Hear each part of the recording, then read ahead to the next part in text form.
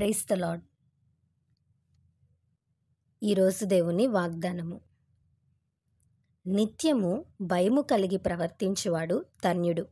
హృదయమును కఠినపరుచుకొనువాడు కీడులో పడును. సామెతల గ్రంథము 28వ అధ్యాయం 14వ వచనం.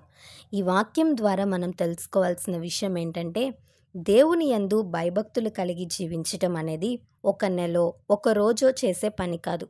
ప్రతిరోజు దేవునికి భయపడి బ్రతకాలి. ప్రతి క్షణం దేవునికి భయపడి బ్రతకాలి. ఎందుకంటే ఈ జీవితం దేవుని ద్వారే మనకివ్వబడింది. సమస్తము దేవుని ద్వారా మనకివ్వబడ్డాయి. కాబట్టి మనం దేవునికి భయపడేవారిగా ఉండాలి. దేవుడు ఎక్కడున్నాడు, దేవునితో నాకు సంబంధం ఏంటి, దేవునితో నాకు పనేంటి అని మాట్లాడితే మన బ్రతుకులు ఏమవుతాయో మనకే తెలియదు. దేవునికి భయపడువారు ధన్యులు. జీవితాంతము ప్రతిరోజు మనం పాపభీతి కలిగి ఉండాలి. అబద్ధం ఆడాలంటే దేవుడు చూస్తున్నాడు అనే భయం మనలో ఉండాలి. ఎవరినైనా మోసం చేయాలంటే దేవుడు చేయొద్దన్నాడు కదా, దానికి తగిన ప్రతిఫలం మనం అనుభవించాలి అనే భయం నీలో ఉండాలి.